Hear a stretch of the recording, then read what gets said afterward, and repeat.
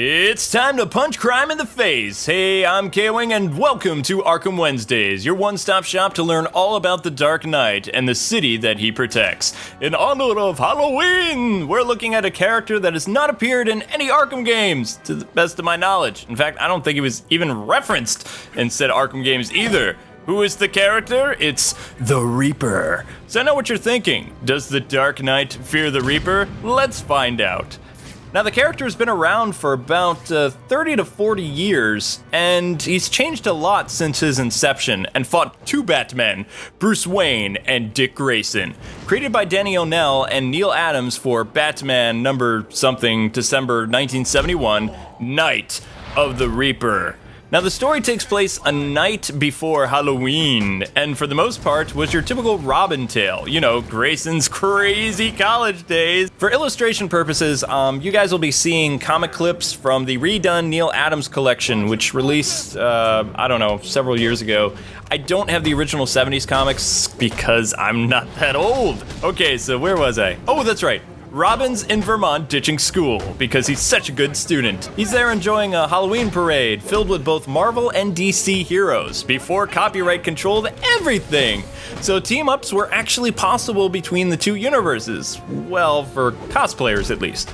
Anyway, Grayson spots a guy being beat up and rushes to help him. The cosplayer happens to be a guy dressed like Robin. So yeah, Robin didn't go help the Robin guy because he was a fan or anything like that. He totally went over there because the guy was dressed up as him. I mean, seriously. So, after he saves the Robin fake, he's like, "Those thugs thought I was the real McCoy, mister." And Dick's like, I need to investigate these hoods because that was far too professional a beating because they had blackjacks. Not flapjacks, pancakes. Blackjacks are like little billy clubs that you smack people with, and they used them a lot back in the day. It hurt. Anyway, during his investigation, he stumbles across a murdered Batman with a stake through his heart. Probably because, the guy thought Bats was a vampire. Maybe it was Buffy. Buffy? Was that you? So upon closer examination, Dick assures the reader the dead dude is not Wayne. I'm pretty sure it was just some unlucky party goer. Then out of nowhere, the Reaper strikes. Dick uses some awesome acrobatic skills to evade Death's strike, only to fall off a cliff instead and be knocked unconscious. So yeah, this isn't the Teen Titans Robin or under Dixon's skillful writing. Nope, Robin is played by Casey Kasem, folks. Holy klutz, Batman! So before he could drown in a puddle, the Dark Knight happens to just spot him randomly and rescue him from drowning in the puddle while he's knocked out. Also, Batman is conveniently in Vermont for something else. Right. Okay, so here it goes. The reason Batman is here is apparently he's tracking Nazi war criminals. Makes sense? So he takes Robin to see a former Holocaust survivor named Benjamin Gruner, something German sounding, who is the doctor that patches up the boy Wonder. We also learn about his origin that nobody really wanted to hear. Also, that he's secretly planning revenge on the Nazi general responsible for his family's death in the camps, in his mind monologue thing. Now, some Nazis are actually at this Halloween party, and they're trying to kill a former commandant from a Holocaust camp or something, because that guy stole some gold from them before the war ended, and that is a no-no for Nazis and punishable by death, just like everything else in their, society. So that's why Batman is in Vermont. He's trying to save this former thief or something, having got a tip in Gotham that this guy holds the key to something important. This also explains why people dressed up as Batman and Robin are being attacked or killed, because the Nazis heard that Batman and Robin are trying to stop them. So they're just going around killing people that could be Batman and Robin. So yeah, Batman's here to stop the Nazi devils. That's all you need to know. Outside, one of Grayson's stupid college pals runs into the Reaper and runs away screaming like a little girl. Batman notices a blinking pattern coming from the roof and discovers the Nazis' hideout. After beating them up and enjoying himself, he learns that the Commandant is about to meet his explosive end. A hired assassin has placed a bomb inside his car. Oh no! This totally sounds like a radio drama, doesn't it? Where's that dramatic music when you need it? Bum. Okay. That actually sounded like the fatality music, didn't he? Finish him! Alright, so Batman does his best to warn the former Nazi, but is too late. Now remember, Neil Adams' 70s Batman loses a lot, and people die. People will die. People always die in Batman's 70s books. Robin then meets up with Batman and asks him, hey, how are things going, Batman? And he's like, just swell, Robin. Goes all melodramatic and like pre-emo, talking about all the people that have died because of him. Wah, wah. Robin says, well, case closed now, right, Batman? And Batman's like, nuh-uh, stupid. We still have to find the Reaper and end this madness and stuff. Oh, and Robin, you're benched. Robin's like, I hate being benched. I'm always benched. I hate being benched. Having figured out that the Doctor is really the skeleton assassin guy, Batman leaves to have a chat and tells Robin to go sit in the Batmobile and think about, what he did. Meanwhile, Grayson's wacky college pals, hey, are hanging out by a dam, which apparently was a hotspot for teens in the 70s. Not arcades or comic book shops, dams. Then out of nowhere, which surprises them, the Reaper charges at them. And they're all like, ah! As he's about to kill a kid with glasses, he hesitates when that kid's Star of David necklace attaches to the Reaper's scythe. The Doctor has a flashback of his time in the camps and says, what have I become? Then he falls off the dam and dies. Afterwards, Batman just is like, I arrived too late. And the reader's just like, man, Batman, Gotham must hate you because people always die. Now Vermont is gonna be like, Batman, how many people did you fail to save? Now, Benny actually does return. I'm gonna call Benjamin Benny now because it makes sense. He comes back to life when Dick Grayson is Batman. So the 2010s? The 10s? Yeah, we'll go with that. Brought back to life by Hugo Strange from some type of Frankenstein experiment and the new Black Mask in Arkham Asylum, which I'm not gonna say who it is. You might know who it is, but I'm not saying it. This character now displays superhuman zombie-like abilities, but other than remembering his name, we really don't get much character development from the guy. For the most part, he is Black Mask's sword of vengeance, killing people without question, and using cool Reaper lines. Well, I mean, he can't really talk that much because he's a zombie, so it's more like, yeah, something like that. There you go. Maybe not that audible, but close. He does have a weakness, though, which Dick Grayson Batman notes. Grim here is deathly afraid of heights for some reason.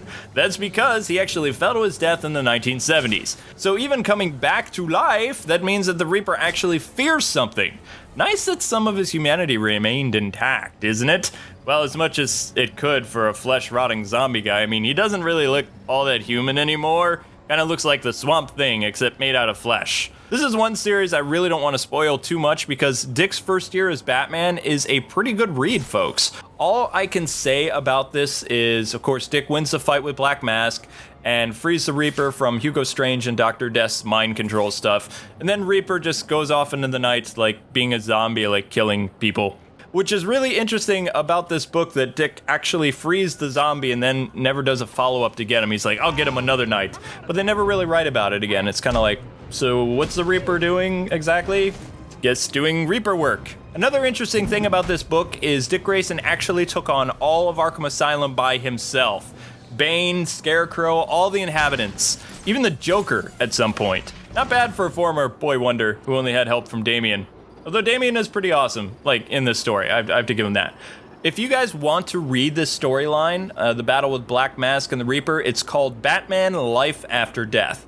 And you can find it on Amazon or at your local comic book store because it's been redone as, a book thing. Now, with that shameless plug done for that comic, it's time for a reboot! Batman Year 2, Fear the Reaper, June 1987, after Crisis. So that means we have to have Barry run to his death again. Go, Barry, go!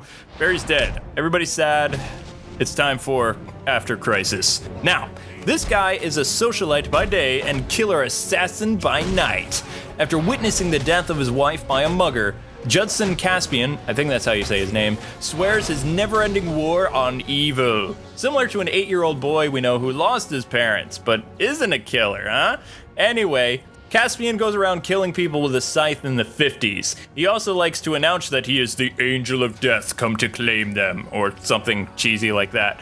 Things were so bad for Gotham because of all these killings by the Grim Reaper that Green Lantern, Alan Scott, had to come out of retirement to fight the guy. So you had this old Green Lantern I'm gonna get you, I used to fight the war, but and of course, the Reaper actually beats the decrepit old man, but only because his weapon was apparently painted yellow. He escapes to Europe, and Green Lantern goes back to the retirement home or something, I don't know.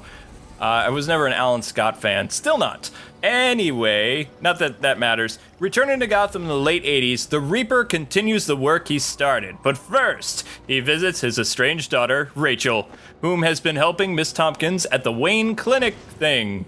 You know that place that patches up poor people in Park Row? Yeah. Later that day, Leslie takes Rachel to meet Bruce Wayne, her godson, who is building the Wayne Foundation building for some reason, because that's what rich people do. They just build random stuff. Hey, this will give people work, and also, I mean, it's a new building, so there you go, city. Bruce falls head over heels for Rachel. Sorry, I had to, because, you know, it's Rachel. Sorry. The two kids hit it off, and Bruce is happy for once in his life. But his surrogate mother, or adopted mother, gives him the evil eye from across the table, like, don't even think about it, mister.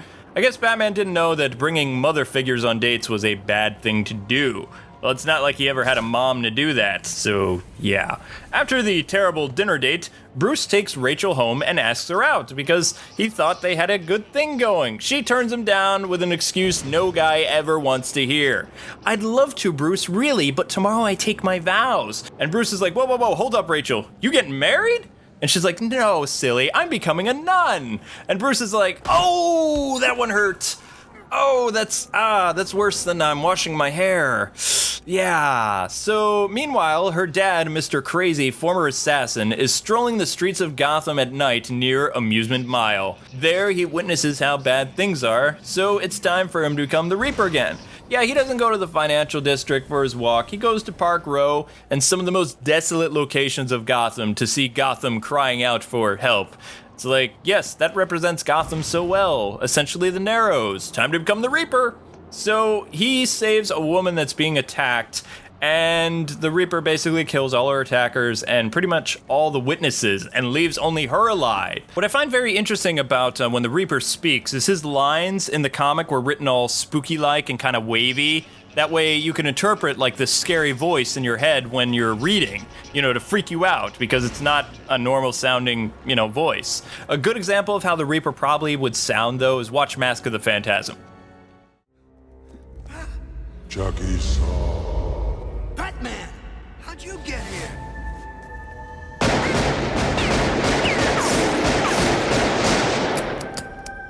Your angel of death awaits. You ain't the Bat! Who are you? What do you want? I want you, Chucky boy.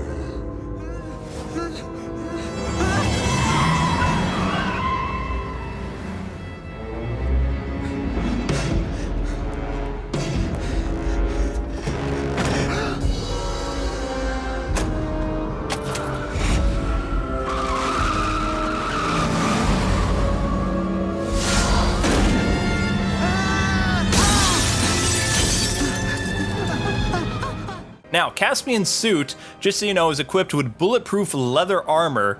He has blades attached to, like, fist maces and has concealed guns inside them. So he's pretty well, you know, armed for killing random people.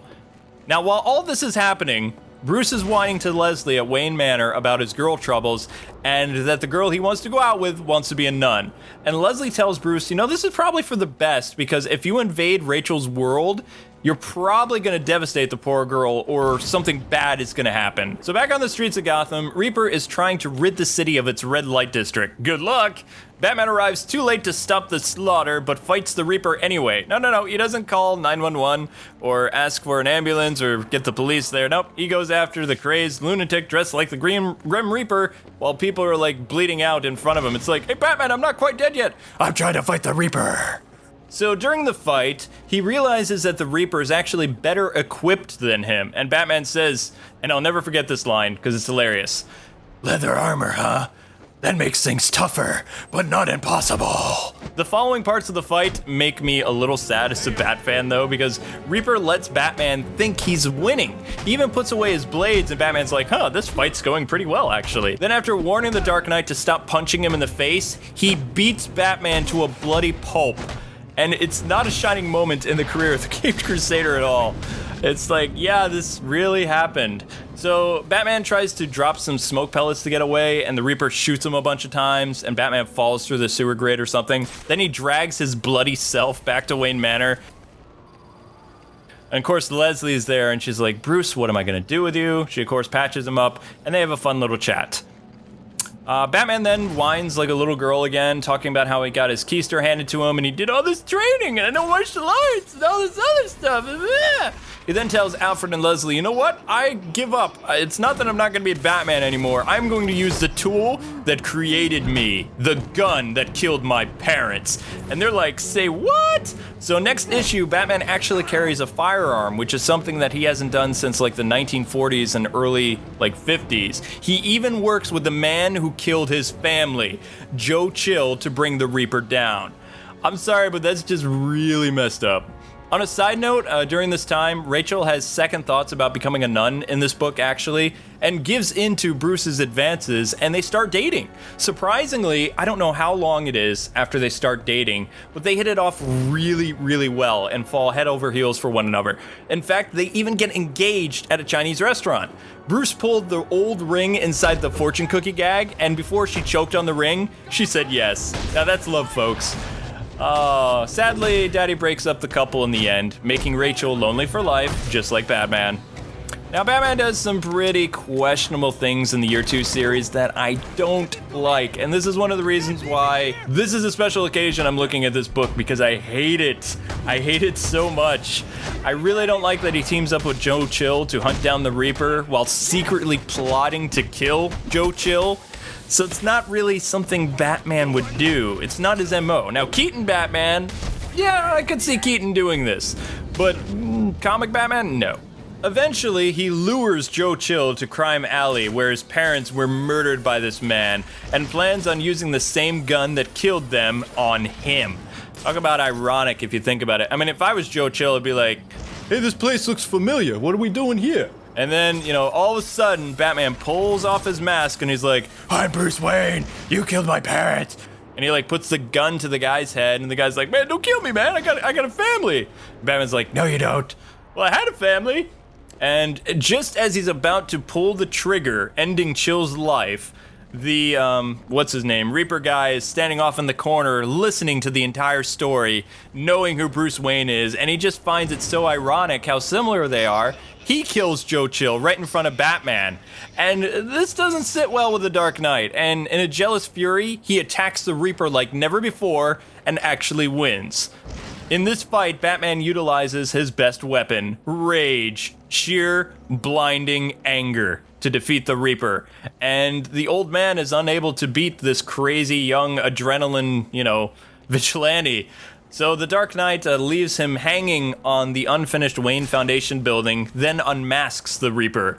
Bruce is actually shocked to see his fiance's father under the mask, and instinctively, Batman returns from Rage Batman to normal Batman and tells the Reaper, give me your hand. Reaper then tells Bruce, take care of my little girl, and you'll make a fine successor to the vigilante thing. Then he lets go of the scaffolding and falls to his death 40 stories. And Batman, once again, has let someone die. Later, after Bruce holds the funeral for his would-be father-in-law, awkward, Rachel breaks up with him, dumping him the way Rachel Dawes did in the Nolan films, except her dad's nightlife was the reason, more or less, and not the fact that Bruce was Batman.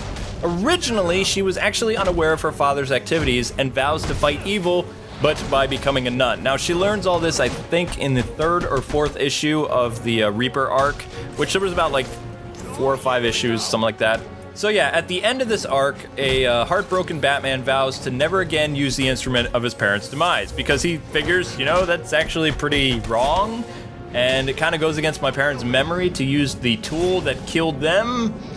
Something in his mind just wasn't clicking this entire story, and that's one of the reasons I hate it.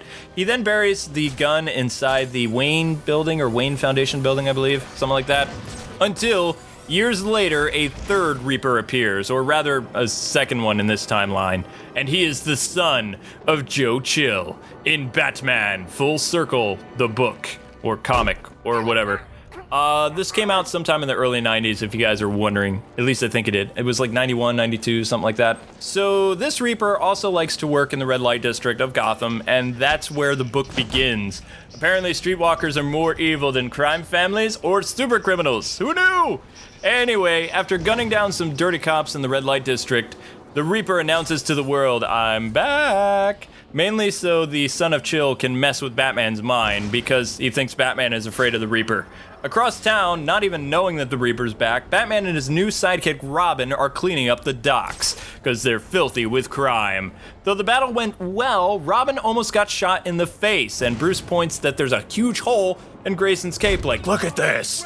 So Batman benches the boy Blunder until he can act more cautiously in combat and think without leaping.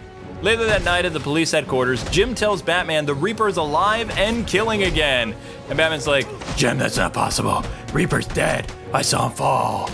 And Jim's like, well, we've had Joker fall off stuff and he's come back to life. And Batman's like, yeah. So in another panel of the book somewhere after this, Rachel then returns to Gotham to see if her father really did survive, falling 40 stories. Because if I was the Reaper's kid, it'd be like, Dad, how did you survive falling 40 stories? I mean, you gotta tell me your secret. You've cheated death or something. Or you're either a vegetable or crippled or something. One thing I really like about the son of Joe Chill being the Reaper, though, is this guy so acts like the Phantasm we all know and love. He has cheesy, frightened lines for his enemies that Judson did, and you can just tell he really has fun with the role. One of the things I remember about the book, he trolls his sister as the Angel of Death, and he's like, Marcia, your Angel of Death has come. And then when she realizes it's her brother, they both laugh. They're like, haha, that was funny, you nearly gave me a heart attack, bro. Then, of course, his son just shows up randomly, and they have a bonding moment while his pops is, in the Grim Reaper get up. It's a Kodak moment, don't judge it. We also get some backstory on the Chill siblings. See, Marcia and Joesph are out for revenge against the Batman. Also, Joesph is divorced and stole the Reaper's body and suit to make it look like the Reaper had come back to haunt Gotham, because he likes to troll people, apparently. Joesph also tells his son that Joe Chill was a bad father, and his mom left him to, raise Joesph. His sister was also given up for adoption and raised by a crime family. I believe they say it was the Falcones or the Maronis. I don't really remember. Doesn't matter. His mother also passed away when Joesph was a teenager, and he found some girl, settled down, they got married, and he had a baby. And once he has a son, he's like, you know what? I'm gonna go find my pops and tell him I'm a better dad than you. Even though I don't have a job and we live in a dump, I'm still with my family. So he was gonna go gloat to his father. The night he was gonna tell his father was the same night that him and Batman teamed up. So Joesph followed, Batman and his dad, not knowing that, what was gonna happen in Crime Alley happened. Of course, Batman rips off his mask. He says, you killed my parents. Joesph is hiding in the shadows, and he can't really see Batman's face, nor can he hear what name his father says before his father's killed in front of him in Crime Alley. Though, of course, in the book, he doesn't know if Batman or the Reaper actually killed his father, but he blames Batman anyway. Now, the story has a nice interaction a few panels later with Dick and Alfred, and I really love how the two characters are written in this. Alfred in this little mini story is trying to cheer up the grounded Robin, and Robin's just kind of like, well, I guess Batman should put a ad in the wanted papers to get another Robin because I fail. And Alfred's like, cheer up, Master Dick, we'll figure something out. Later, he goes down into the Batcave, and Alfred asks Batman to go easier on, his son. And Bruce tells Alfred, the boy needs to learn criticism and how to survive in this war. If he died under my watch, it would totally destroy me, Alfred. Bruce also says that Dick has a good opportunity to outlet his rage and grief, because video games weren't invented then, and which would be something that Batman probably could have used to get over some of his issues, maybe. Anyway, before leaving in dad mode, Batman's like, hey Alfred, bake my son a cake. And Alfred is delighted to do so because he too likes the cake. At Park Row, Bruce rushes to see Rachel, who's falling apart at the seams over the possibility that her murderous evil dad is back to life. She and Bruce have a moment, and we learn that she, of course, still loves Bruce Wayne, and he loves her, but she can't be with him because of the whole vow thing. So yes, they're both crime fighters, one in the physical plane and one in the spiritual. Anyway, during their whole conversation, Bruce asks Rachel if she's actually happy with her life, and Rachel says, I'm content. That's more than most people have, Bruce. So there, right there, it says, I'm not happy. I wanted to be with you, but I'm a nun. Leslie leaves the two to have a moment, then returns to see Batman becoming, Batman. And she's like, I forbid you to wear that outfit in this house, young man. And Batman's like, you can't tell me what to do. You're not my mom. Or something. But basically he says, I'm putting this suit on so I can go and save Rachel and whatever. because, you know, Batman so great at saving Rachel. Okay, so I'm trying to remember what happens next. Oh yeah, Batman goes to work at local establishments to gather information, because that's the best place to learn about bad guys and psychos in Gotham. In the process, though, he almost accidentally gets killed by a prostitute who survived the Reaper slaying a few days ago, shooting him because she actually thought the Reaper was back to finish her. Now, in her defense, I mean, she is pretty hazy from getting right out of the hospital, and she sees this cloaked figure talking to her pimp daddy. And, you know, if I was her, I'd totally shoot the thing, because chances are it could be the Reaper or a very angry Batman. And if I took down the Batman, man, I'd get some serious street cred for a while. Anyway, after learning what he can, he leaves, and Batman, of course, saves Rachel! Promised last time, mostly promised because it's fun. From the Reaper's attack. She's fooled into thinking her dad, you know, is alive, and, you know, Batman gets hurt because Rachel's being stupid. He uses some type of bat gas or whatever and takes her back to see Leslie, you know, the mom figure. Reaper then puts his plan into full swing, I believe, at this point. Unless they have like another moment with Bruce and what's her name. I don't think they do. I don't remember. But I do know that he raids the Covent where Rachel lived and redials the last number she called, which is a Park Row clinic. And I have to say that Rachel in this book is pretty dumb. Okay, so Joesph then arrives at Leslie's door, and she opens it, mistaking it to be Batman, and she's like, oh, why didn't you use the secret knock? Ah! And, you know, whoops. Now, that should have been the end of Leslie, but for whatever reason, Reaper doesn't kill her. He just takes Rachel to lure the Dark Knight to his lair of evil or something. He then tells Rachel, I am not your father, but you still have a purpose, so I'm not gonna kill you because you need to bring him here. And she's like, who's him? He's like, you know who him is, it's him. But the Reaper and Batman fight because Batman's like, get away from her. And they have this awesome fight, and because the Reaper is not as cool as her father, you know, he's like a crappy version 2.0, so Batman easily defeats him. It's not even a contest. Even Joesph says, no fair using gadgets, except in his Phantasm voice, so you can imagine like this panic Phantasm, you know, freaking out because Batman's cheating. But Batman would have won this fight if it was not for the sister drugging him from behind. Reaper puts Batman in a death trap type situation that would kill himself, like Batman would kill himself in this death trap. And they're using a type of film to dig into his mind or something, alter the images of the events that made Batman who he is. During this whole, like, torture, whatever, Batman blurts out that he should have been the one to die or something. And Marcia's like, oh, so Batman has survivor's guilt, eh? Well, that will be his undoing. And me as a reader, I'm just like, what? Marcia's like a psychiatrist now? She's able to understand the human psyche? I thought she was just like a mob floozy or something, working her way up, so she actually has a legitimate profession? And then it's just like, you know what? I don't even care what the writers are doing. It's like, everybody in Gotham who's a criminal is apparently super smart. So there you go. Having finished his homework, though, elsewhere, Robin is worried that Bruce is later than normal. Alfred tries to assure him that things are probably okay, but Robin heads into Gotham by himself to find him anyway. Alright, I know what you're thinking. So, how did Dick actually get to where Batman is? He drove the Batmobile. Now, don't get me wrong, I love Dick Grayson, but a 10-year-old driving a very complicated car like that by himself? No. Even Gordon had trouble with the Batmobile, so you're telling me a 10-year-old figured it out? I'm sorry. That just is beyond the area of disbelief. Hours later, Robin arrives and watches as Marcia turns on her brother and then dies at the Reaper's hands. So much for chill family, you know, being family. Robin rescues Rachel and has to fend off the Reaper. And I really love the banter between the Reaper and Robin because Dick is hilarious. Anyway, Batman snaps out of his death trap thing and fights Chill's son to the death, more or less. Rachel asks Robin if he can stop the fight between the two, and he's like, the Reaper started it. So the fight draws to a close, and the Reaper pulls out the gun that killed Batman's family. And Batman's like, no, you don't. And he throws something inside the gun, and it backfires on the Reaper. And then just before the Reaper can fall in some acid, like the stuff that made the Joker, Batman grabs him, and Robin's saying, drop him, drop him, drop him. Seconds later, Reaper's son comes crashing through the skylight, and Batman saves him. And you're just thinking, how did a little kid get on top of the skylight? And you're just like, I guess it's something the writer totally forgot or something. Maybe it's just used to end the story or something. Don't question it.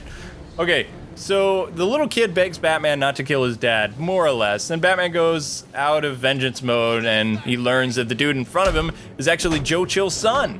He lets Chill go, but not in the acid, okay? He doesn't let him go and be like, ha ha ha, you're dead.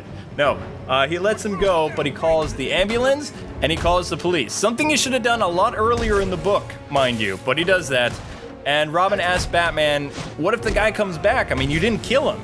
Batman's like, everything's come full circle, and it's like, oh, okay, that's the name of the book. All right, I see what you did there. But he says, we'll worry about that another night.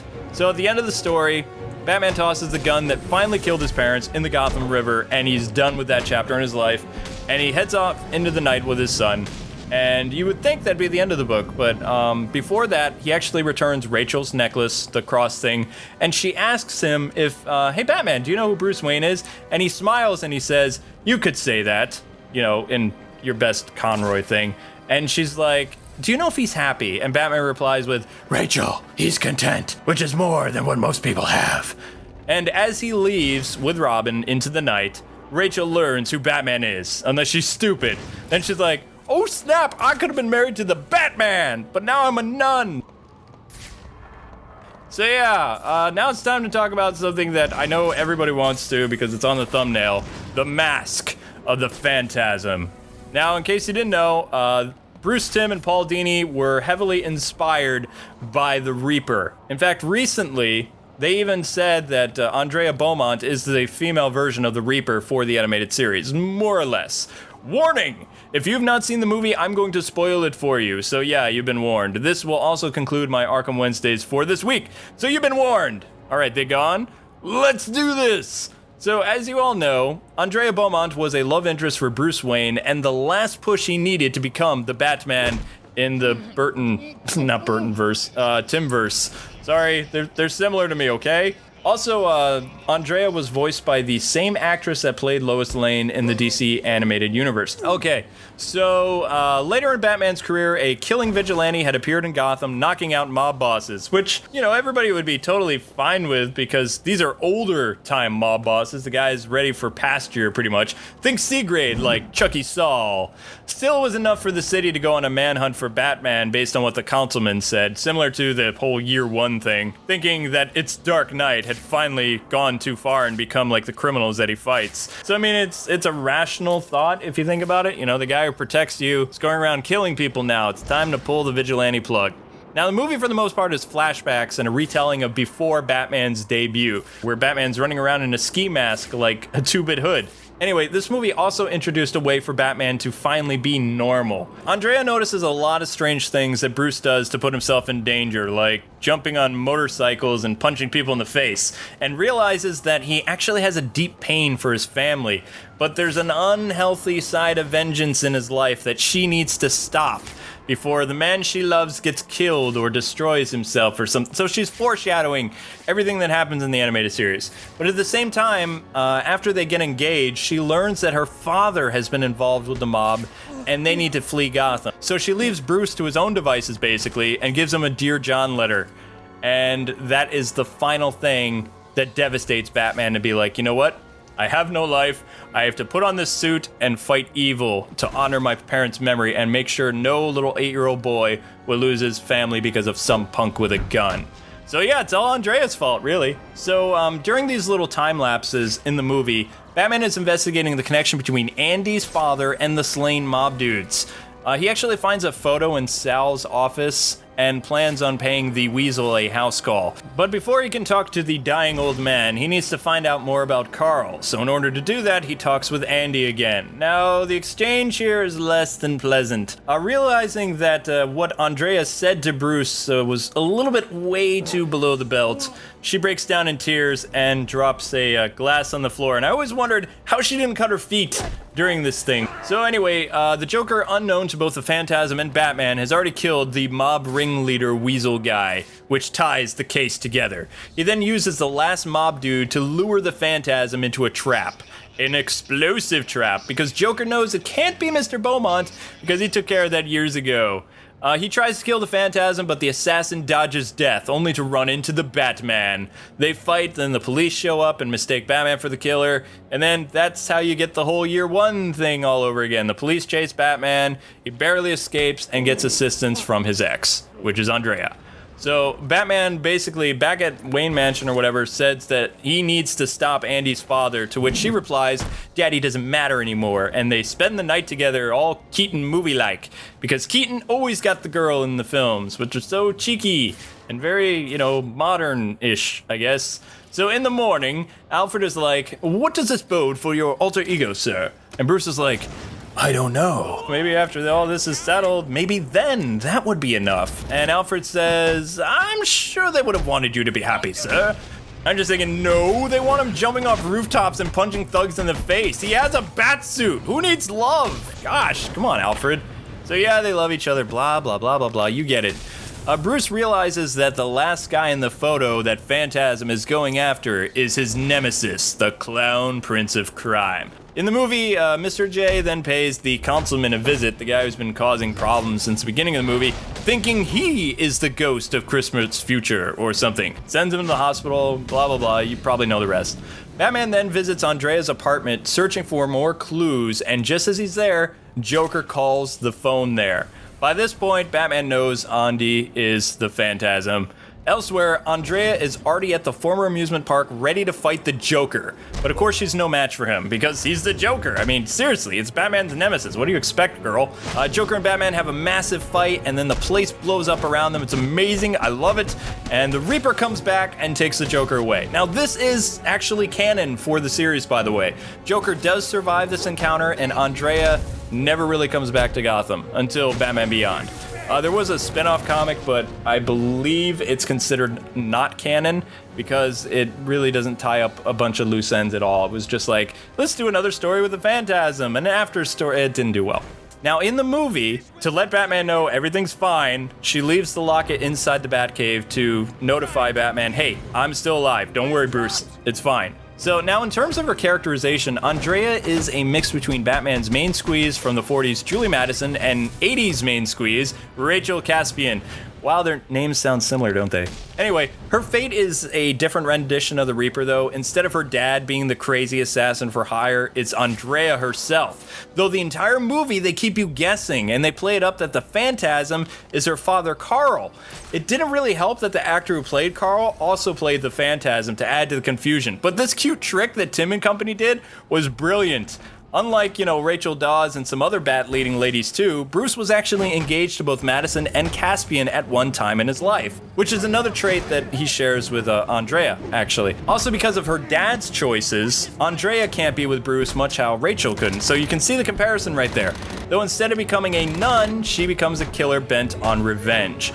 It's a tragic love story if you really think about it. So in a sense, she's another Talia, a woman who loves Bruce so much that she ends up forsaking a normal life and knows she can never be with the one she loves. Except he could be, because later in B-Man's life, he learns to accept his son Damien, who killed so many people, and is a murderous, violent, dangerous psychopath that he calls his son and considers a superhero. Now the boy has returned to life with superpowers, so yeah, Bruce can totally learn to deal with either Andrea or Talia's slight flaws and have a happy marriage. I mean, seriously, who in DC doesn't kill people nowadays? Right, Superman? Ooh, snap!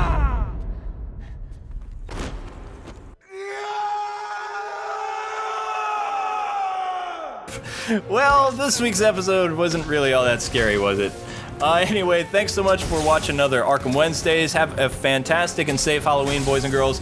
I'll be taking 1 week off to visit my recently born nephew, by the way, and return sometime the first or second week in November. So I'm looking forward to my time off, but there'll be no lore next week. But I have an awesome one lined up for when I do return, so you guys can look forward to that. In the meantime, keep rewatching this episode or the past ones. I've even made a playlist of all the lore episodes if you want to go and watch those from Arkham Wednesdays or whatever. So don't forget to mash that like button if you learned anything or enjoyed this week's video. And I'll see you same bat time, same bat channel.